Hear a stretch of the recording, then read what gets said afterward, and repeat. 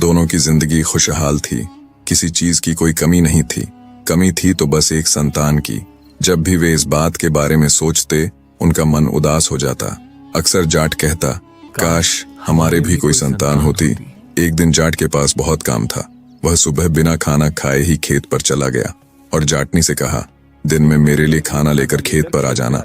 जाट खेत पर पहुंचकर काम में लग गया। इधर जाटनी ने घर का काम निपटाया और थोड़ी देर के लिए लेट गई। नींद लग गई और वह भूल गई कि उसे खेत पर खाना लेकर जाना था। समय बीतता गया। जब दोपहर हो गई और जाटनी नहीं आई तो जाट को बहुत भूख लगी। उसने सोचा, लगता है वह खाना लाना भूल गई है। अब भूख बर्दाश्त के बाहर थी, इसलिए उसने बैलों को घर की ओर मोड़ दिया। रास्ते में चलते चलते उसे मटर का एक खेत दिखाई दिया। उसने सोचा, क्यों ना कुछ मटर की फलियां तोड़कर खा लूं, भूख थोड़ी शांत हो जाएगी। उसने बैलों को एक तरफ खड़ा किया और मटर तोड़कर खाने लगा। कुछ मटर खाने के बाद जब वह वापस लौटने लगा तो रास्ते में उसकी नजर एक कपड़े में लिपटी बच्ची पर पड़ी। वह ठिठक गया। उसने चारों ओर देखा कि शायद कोई खेत में काम कर रहा हो और यह बच्ची उसी की हो, लेकिन आसपास दूर दूर तक कोई नहीं था। दोपहर की उस तपती धूप में उसका मन नहीं माना कि वह उस बच्ची को यूं ही अकेला छोड़ दे। उसने काफी देर तक आसपास देखा, किसी को आवाज दी, पर कोई न आया। तब उसने आसमान की ओर देखा और हाथ जोड़कर कहा, हे भगवान, मैं इस बच्ची को अपनी समझ कर ले जा रहा हूँ। अगर इसके माता पिता हों तो कृपया मुझे इसकी खबर दिला देना, अन्यथा मैं इसे अपनी संतान मानकर पाल लूंगा। इतना कहकर उसने बच्ची को उठाया और घर की ओर चल पड़ा। घर पहुंचकर उसने बच्ची को जाटनी की गोद में रख दिया। जाटनी ने पूछा, यह कौन है और कहां से लाए हो?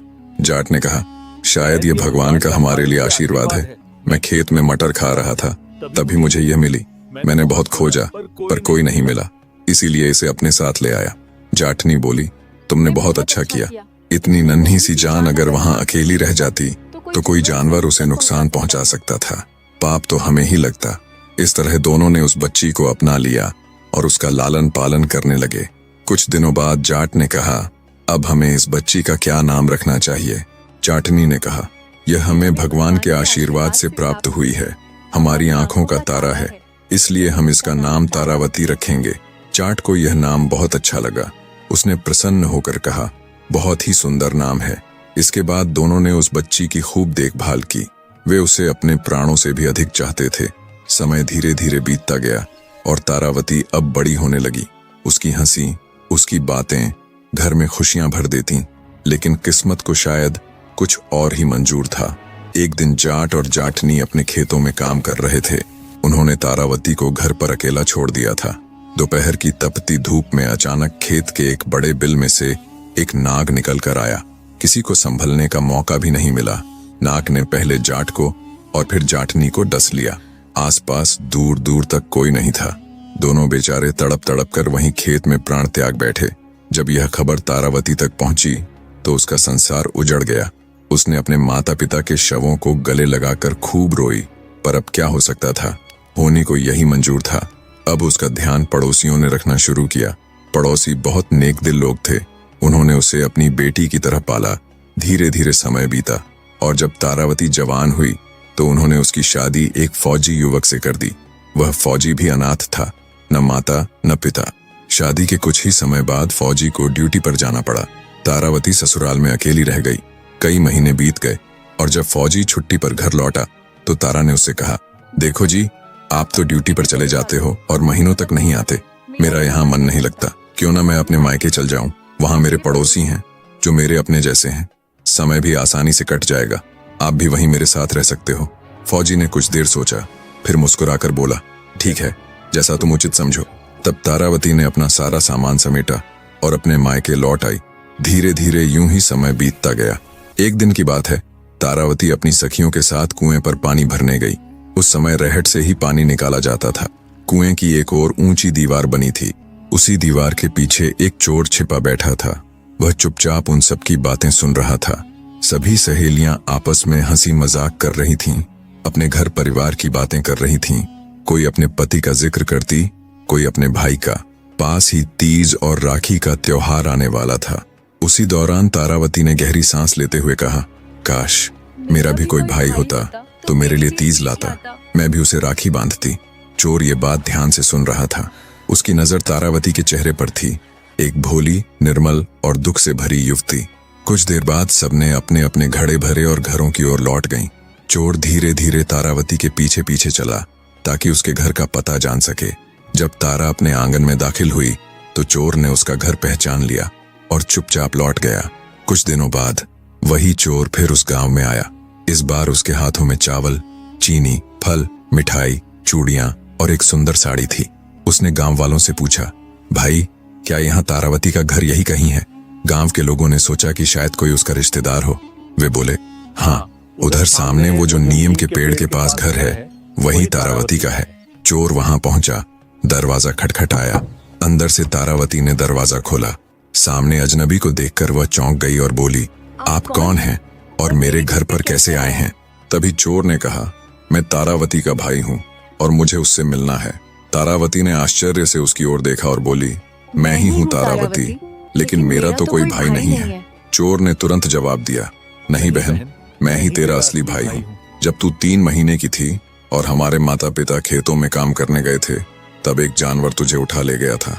उस समय मैं केवल 6 साल का था। हमने तुझे बहुत ढूंढा पर तू कहीं नहीं मिली। आज माँ को पता चला है कि तू इस घर में रहती है, इसीलिए उन्होंने मुझे तुझे लेने के लिए भेजा है। देख, माँ ने तेरे लिए क्या क्या सामान भेजा है, चावल, चीनी, फल, चूड़ियां, साड़ी और मिठाई भी। माँ की तबीयत ठीक नहीं है, वो तुझसे मिलना चाहती है। तू 2 दिन माँ के पास रुक जा, फिर मैं तुझे खुद छोड़ जाऊंगा। आगे तेरी मर्जी। तारावती की आंखों में चमक आ गई। वह भावुक होकर बोली, ठीक है भाई, मैं चलती हूँ। उसने सामान देखा तो उसका हृदय खुशी से भर गया। वह फूली नहीं समाई। उसने पड़ोस में जाकर मिठाई और फल बांटे और गर्व से कहा, देखो मेरा भाई मेरे लिए क्या क्या लाया है। रात को तारावती ने उस चोर को अपना भाई समझकर खूब खातिरदारी की। उसे भोजन कराया, बिस्तर लगाया और स्नेह से कहा, भैया कल सुबह जल्दी चलेंगे। सुबह हुई तो तारावती तैयार होकर चोर के साथ चल पड़ी। उसके मन में अपनी माँ से मिलने की बड़ी उत्कंठा थी। घर का ताला लगाकर उसने अपनी पड़ोसन से कहा, भाभी मैं अपने भाई के साथ मायके जा रही हूँ माँ से मिलने। अगर मेरा पति आ जाए तो यह चाबी उन्हें दे देना। इतना कहकर वह अपने तथाकथित भाई के साथ चल दी। कुछ दूर जाने के बाद तारावती को प्यास लगी। उसने कहा, भैया जरा पानी पिला दो। चोर बोला, थोड़ा आगे एक कुआं है, वहीं से पिला दूंगा। वह थोड़ी देर और चली, फिर बोली, भैया अब तो बहुत प्यास लगी है। चोर फिर बोला, थोड़ा और चलो बहन, आगे बड़ा मीठा पानी है। ऐसे ही 3-4 बार जब तारावती ने पानी मांगा तो हर बार चोर उसे टाल देता। जब वे उसके गांव के पास पहुंचे तो तारावती ने फिर कहा, भैया अब तो कोई गांव भी आ गया है, यहाँ तो मुझे पानी पिला दो, बहुत जोर की प्यास लगी है। इतना सुनकर चोर का चेहरा अचानक बदल गया। उसने गुस्से से कहा, बस कर, कब से भाई भाई की रट लगा रखी है? मैं तेरा कोई भाई भाई नहीं हूँ, समझी? तारावती का चेहरा पीला पड़ गया। उसे समझ आ गया कि बात में कोई गड़बड़ है। अब तो उसके मन में भय समा गया।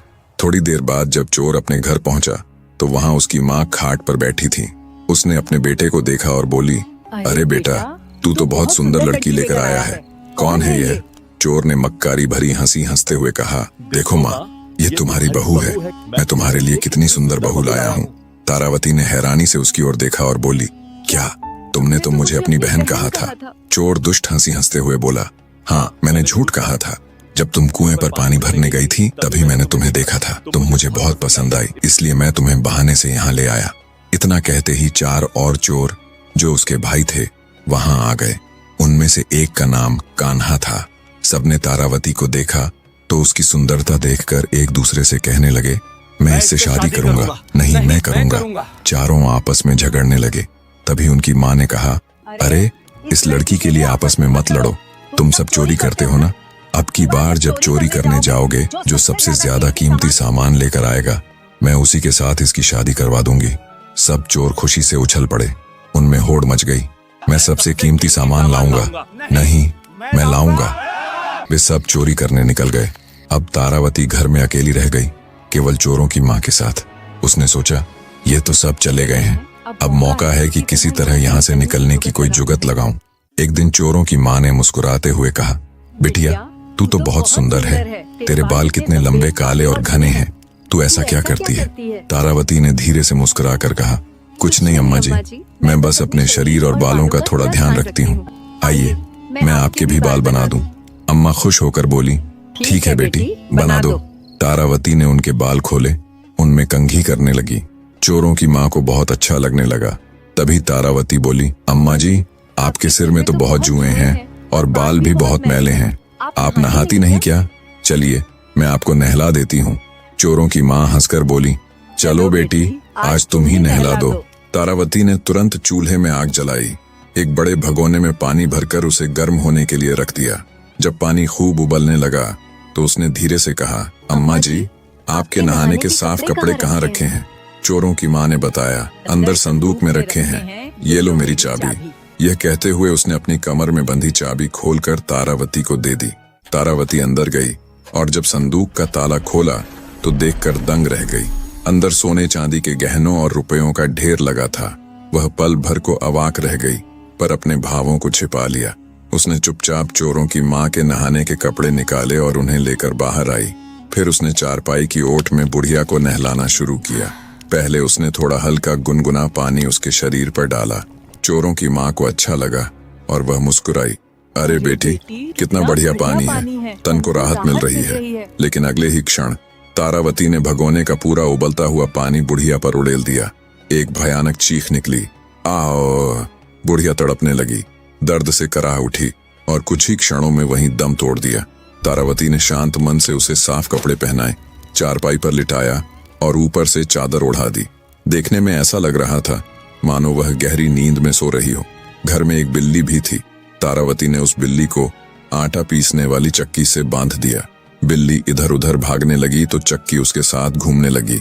अब तारावती ने जल्दी से सारा कीमती सामान, सोना, चांदी, गहने, सिक्के सब इकट्ठा किया और उन्हें चोरों की बैलगाड़ी में रख लिया।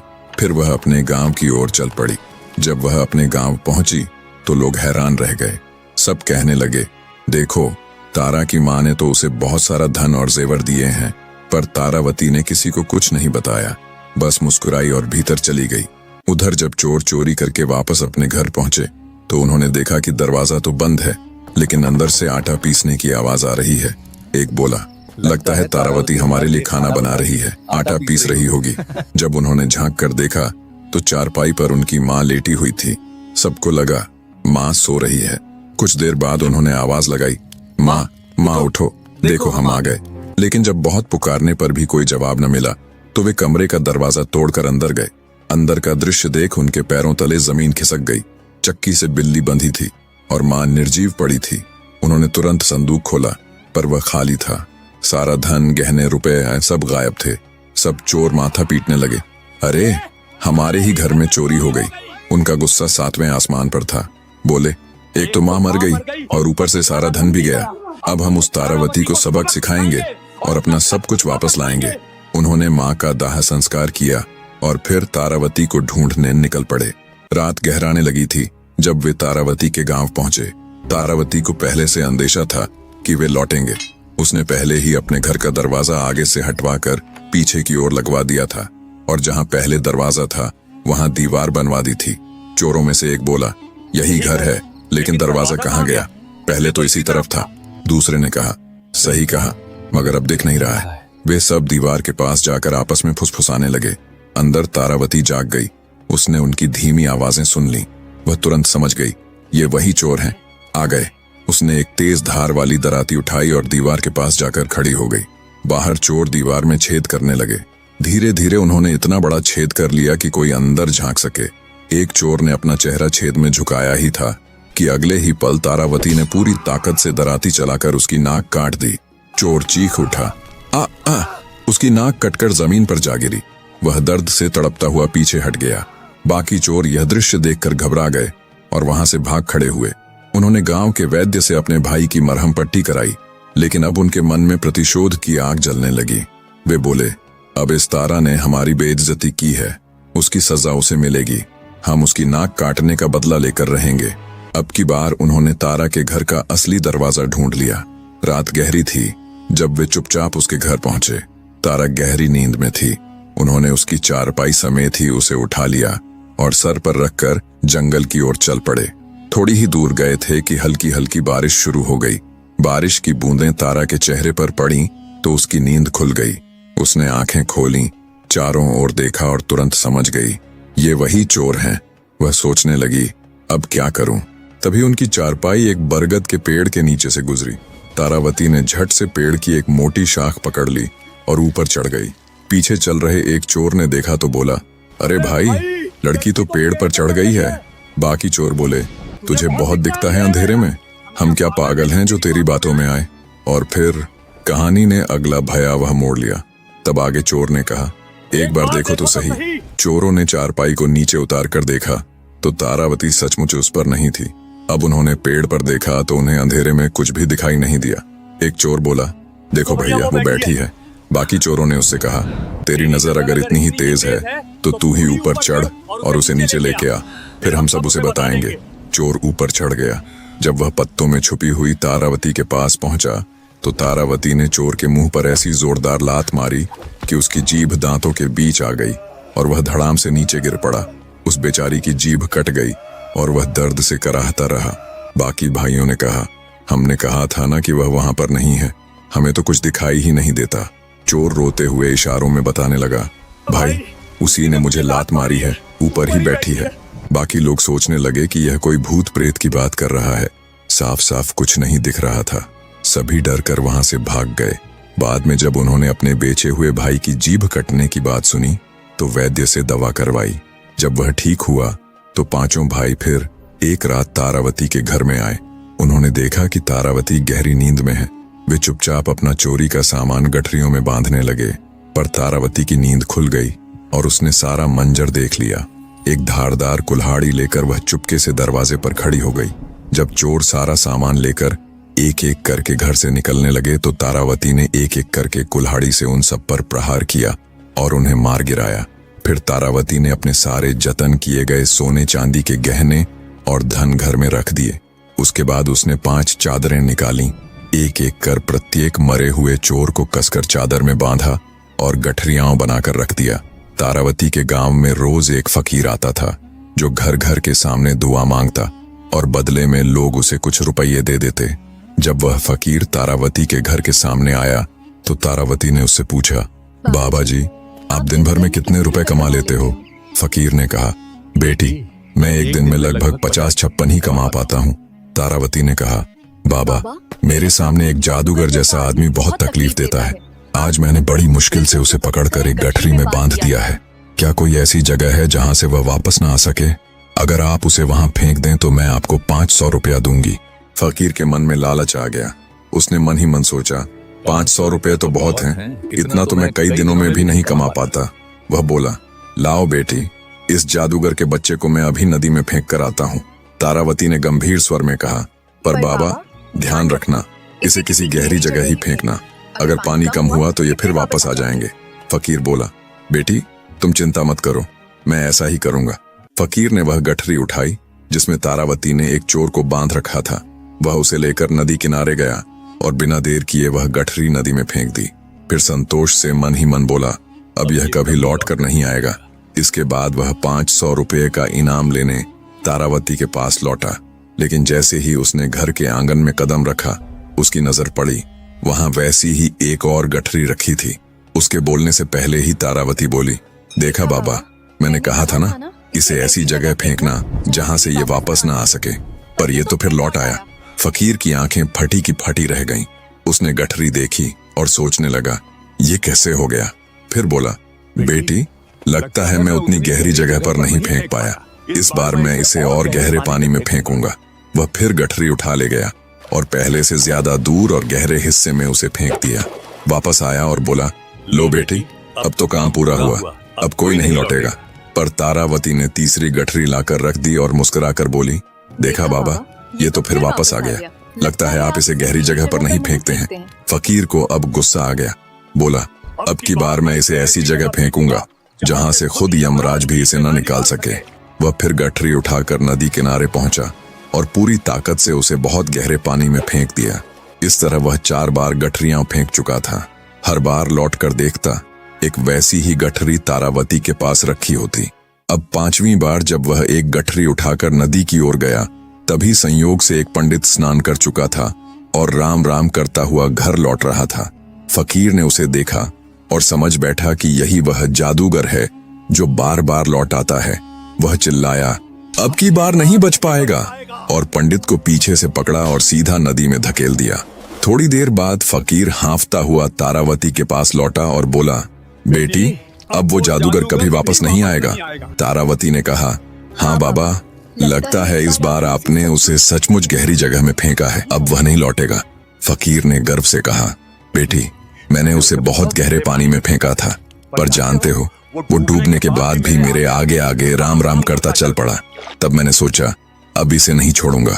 मैं तुरंत पीछे भागा और उसे फिर पकड़कर दूसरी बार नदी में फेंक दिया। अब की बार तो निश्चित ही वो नहीं लौटेगा। तारावती मुस्कुराई।